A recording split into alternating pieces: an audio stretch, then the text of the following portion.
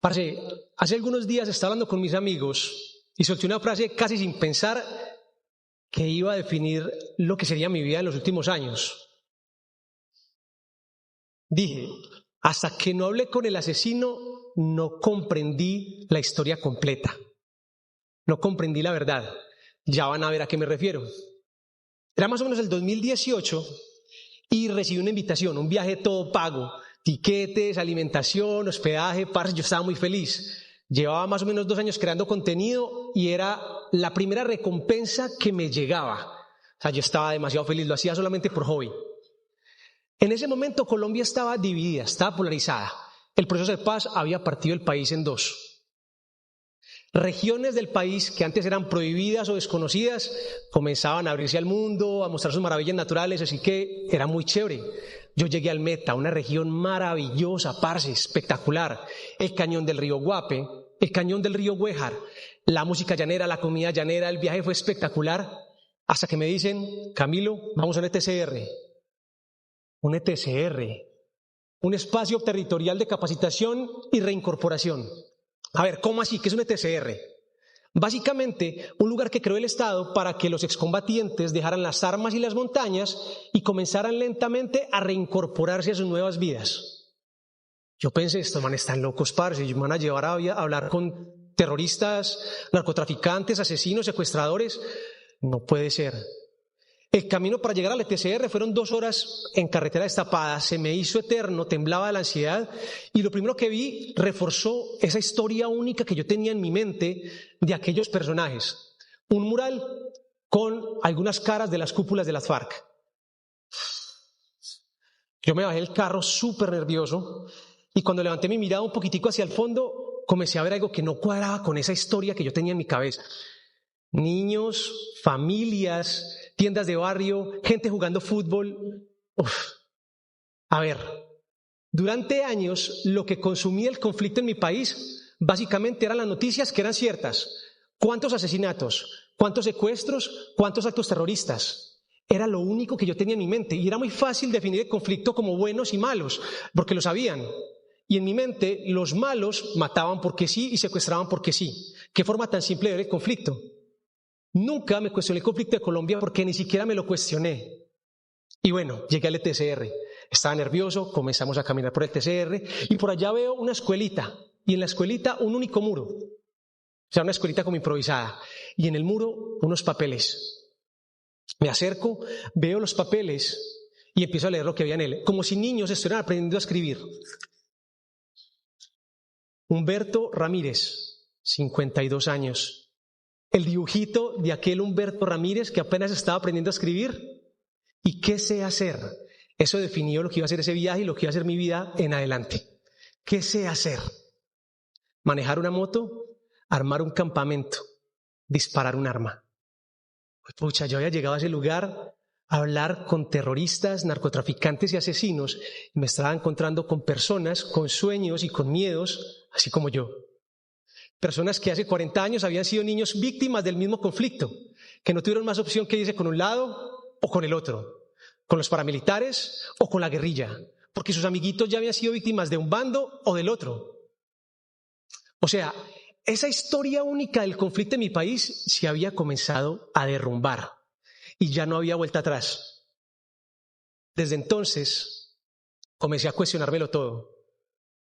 Mi fe, mi cultura, mi identidad, comencé a cuestionarme lo que me enseñaban en casa y lo que me han enseñado en el pasado. Y es que es muy teso, parce, así de simple. A ver, ¿en qué Dios creería yo si hubiera nacido en India? O en Camboya.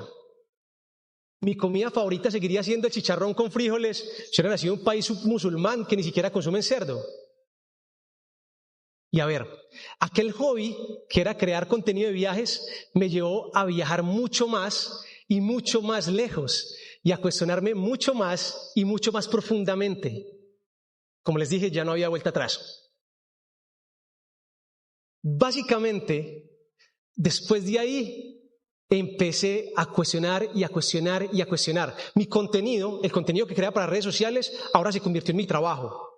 Y esa firma de cuestionar comenzó a aportarme muchísimo profesionalmente. Ya mi contenido tenía ese sello. Yo quería mostrarle a las personas de este lado del mundo lo que sucedía al otro lado del mundo, que lo que creíamos no necesariamente era la verdad, o por lo menos la única verdad. Pero entre tantos viajes sucedió algo muy curioso, y es que noté que esa historia única comenzaba a afectarme a mí y a mi país. Y cada persona que ha salido de Colombia, cada persona, cada colombiano que ha salido del país puede dar fe de esto. Cuando nos presentamos como colombianos, nos llega un mal chiste que duele. ¿Qué es lo primero que nos mencionan? Pablo Escobar, narcotráfico y cocaína. Y duele porque aún las víctimas, y miles de víctimas aún duelen. Y porque aún heridas que no se cierran. Y porque el conflicto aún de alguna forma u otra todavía está en Colombia rondando. Duele que sea un chiste. Entonces me tomo un objetivo. Listo, qué chévere. Ahora quiero mostrar que mi país es mucho más que esto. Y empiezo a viajar mucho más dentro de Colombia. Y empiezo a mostrar regiones medio olvidadas como el Guaviare y como el Caquetá, a mostrar otras realidades muy bonitas del país más allá de esos malos chistes.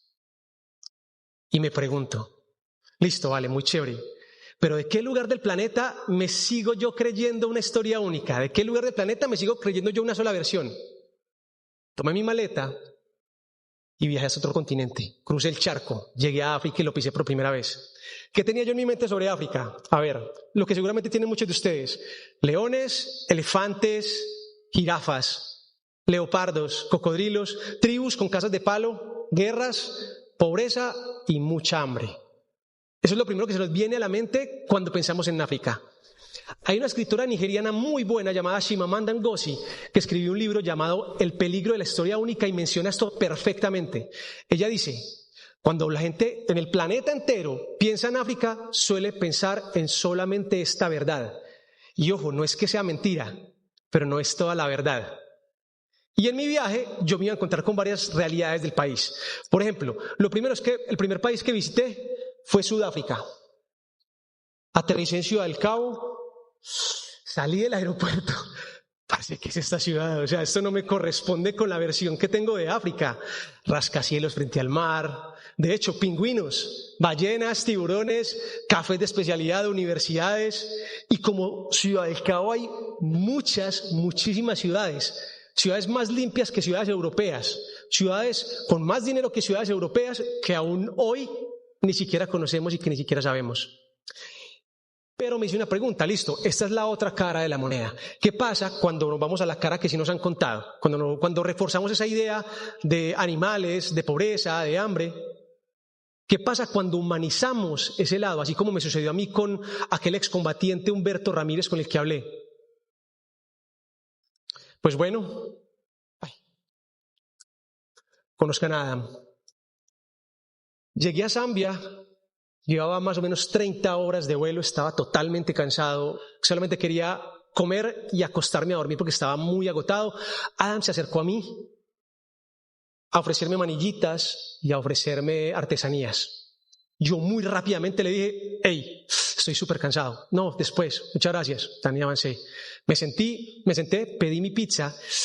Pues pucha, la mirada de Adam era muy triste, era una mirada triste. Había sido muy fácil de evadir, pero difícil de olvidar. Yo con mi pizza al frente pude ver que Adam estaba al otro lado de la calle, sentado en la acera, totalmente derrotado. Pedí una pizza adicional y lo invité a comer conmigo. No sé qué sucedió. Adam se sentó conmigo y inmediatamente, como cuando conoces a alguien que sabes, hay cierta certeza en tu ser de que te da esa confianza, de que va a haber una amistad, algo pasó. En ese momento éramos dos desconocidos. Yo con una curiosidad infinita por la vida de Adam. Quería saber sobre su familia, sobre su historia, sobre sus hijos, sobre su aldea. Recuerden, estamos en Zambia, un lugar muy lejano, en una ciudad que aparte no era muy turística y Adam vivía a 2 horas de ahí. O sea, muy lejos. Yo quería saber sobre su vida, sobre su aldea. Pero Adam también veía en mí una genuina curiosidad. Y también que yo venía de un país del que Adam ni siquiera había escuchado. La conversación comenzaba a fluir, bacanísimo, nos respondíamos, hablábamos y noté una cosa, Adam ni siquiera había tocado su pizza. Le pregunté, ¿qué Adam, qué pasa? ¿Tienes hambre? Y me dijo, quisiera llevársela a mi familia. Acá sucede un tema que suele suceder mucho acá en La Guajira, tanto como en África, y es el síndrome del Salvador blanco. Uno, cuando suceden ese tipo de cosas, hay que hacer una pausa y pensar realmente que lo que vas a hacer va en la vía correcta de ayudar o no. ¿Desde dónde lo estás haciendo? Porque por ahí dicen que, síndrome del Salvador blanco, dicen que es ego disfrazado de caridad, que es quien quiere salvarlos sin comprenderlos. Y yo en mis viajes he comprendido que cada comunidad tiene su orgullo, tiene su cultura y su capacidad de salir adelante. Entonces, antes de reaccionar a lo que Adam me dijo que no había tocado su pizza porque se la quería llevar a su familia, pensé, ven, a ver, ¿desde dónde va a ser esto?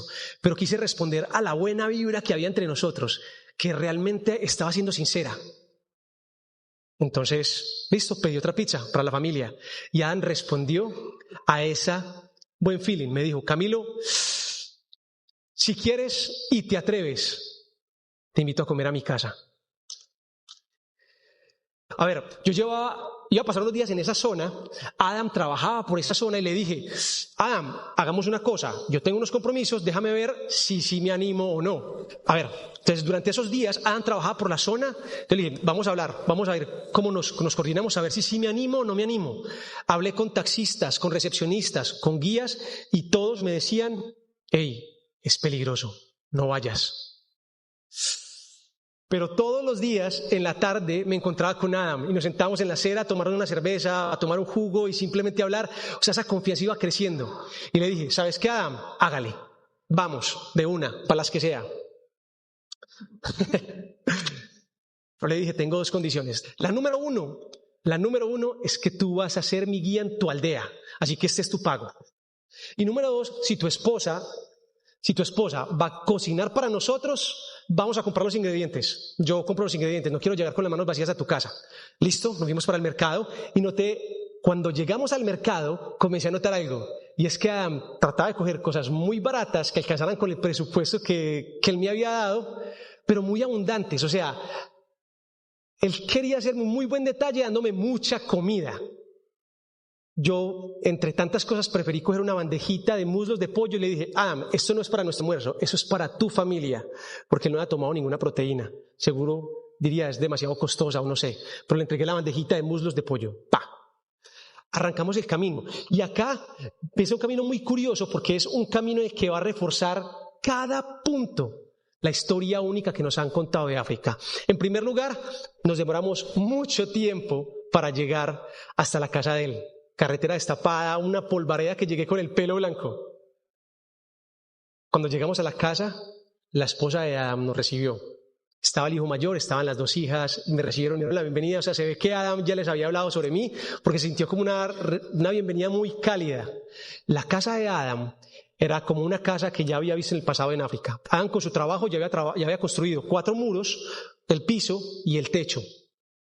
La casita era una sala y con sábanas eran las divisiones de las habitaciones. Está la habitación de Adam y la habitación de los hijos por separado. Los 3 hijos dormían en la misma habitación, todo separado por sabanitas. Digamos que es un punto a favor de la historia única. Entonces sumamos un punto, ¿sí o qué? La cocina, Adam no la había terminado, su esposa había recogido leña, estaba cocinando el almuercito ahí en leña. El baño quedaba como una especie de patio, un hoyito, y ahí hacían sus necesidades. En las fotos que estaban por acá, la casa antigua de Adam, así vivían en el pasado antes de que Adam hubiera podido construir su casa a la que yo fui bienvenido. Ahí actualmente guardaban como cosas de construcción. Comenzamos el tour, recorrimos varias calles, hablamos con varios amigos de Adam y terminamos llegando a lo que sería como el lugar donde Adam toma el agua. Paga $1 al mes por derecho a utilizar el agua, aunque nadie vigilaba. La única que vi por ahí fue como una gallina que andaba libremente, creo que ella era como la vigilante. El hecho es que esto seguía reforzando esa historia única que teníamos de África. Segundo punto para la historia única.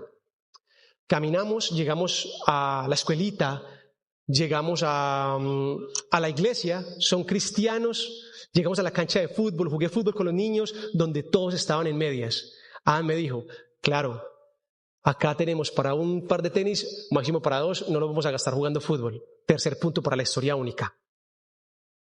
Y acá muchos me preguntan, hey, Cami, ¿cómo hacen para vivir con los animales, parce? ¿Cómo hacen? O sea, ¿cómo hacen para que los animales no se los coman? ¿Cómo hacen con los leones? Pues bueno, hay un problema que tenemos con África y es que creemos que todo un continente es como si fuera un país. allá hay multiplicidad de culturas, de religiones, de creencias, inclusive de ecosistemas. Arriba está el desierto, abajo está la sabana africana, en la mitad está el trópico con abundancia de agua, hasta con nevados. África es muy variada y muy diversa. Casualmente, la aldea de Adam estaba cerca de una reserva de animales y no había parado de crecer la aldea de Adam, se estaba comenzando a entrar a la reserva, y el mes en el que yo visité, justamente a una persona fue arrollada por un elefante y perdió la vida. O sea, cuarto punto que se refuerza esa historia única que nos cuentan de África. Volvimos a la casa de Adam, nos sentamos a recibir la comida y lo primero que hizo Adam, ya comenzó a moverme mucho por dentro y me pidió: hey, venga, paremos, quiero que agradezcamos por el alimento y que agradezcamos por nuestra amistad. Comenzó a rezar. Llegó su esposa con una bandeja de masa blanca llamada nshima, que uno toma con la mano, hace bolita y le echa unos vegetales adentro. Sabía súper rico, pero pasó algo que yo no esperaba y que me movió demasiado. Y es que su esposa llegó con la bandejita de los muslos de pollo preparados para mí. Yo me negué a recibirlo, pero Adam me insistió, me dijo: no, este momento es especial para mí, este momento quiero que recibas todo lo que yo tengo en mi casa, todo lo que yo te pueda dar, te lo voy a dar a ti para que disfrutes esta cena conmigo. Fue demasiado especial. A veces solemos quedarnos con lo que nos cuentan en lugar de escuchar lo que tenemos enfrente. Miren, yo no volví a saber de Adam después de este viaje. Adam no tiene WhatsApp, no tiene email, nunca sabrá que he hablado sobre él con miles y miles de personas. Me gusta pensar que le mostré a Adam un mundo más grande con países que ni siquiera conocía. Pero también me gusta pensar que Adam me mostró un mundo más cercano. O sea, todo en su vida me reforzaba aquella historia única que me habían contado. Pero solamente escucharlo me hizo cambiar. A ver, más o menos tengo una frase así en mente, que es: si escuchamos la historia del otro, quizás no cambie el mundo, pero sí cambiamos nosotros. Porque las historias únicas no es que sean mentira. No es que sean mentira. Tienen parte de verdad, o sea, mejor dicho, hay parte de verdad en la historia del conflicto de Colombia. Hay parte de verdad en lo que nos cuentan de África. Hay parte de verdad en la historia del excombatiente de las FARC. El problema no es que exista la historia única. El problema es que sea la única que nos cuenten. En este momento estamos en un mundo en conflicto, donde alguien está señalando enemigos, donde alguien está señalando a la población como culpable de todos los problemas de un país. Y detrás de esas poblaciones y detrás de esa gente hay sueños y hay miedos. Mejor dicho, ¿yo con qué quiero que se queden ustedes hoy? ¿Qué quiero que se lleven a sus casas? Cuando nos veamos señalando, juzgando, hagámonos una pregunta: ¿qué historia no nos han contado aún? Muchas gracias.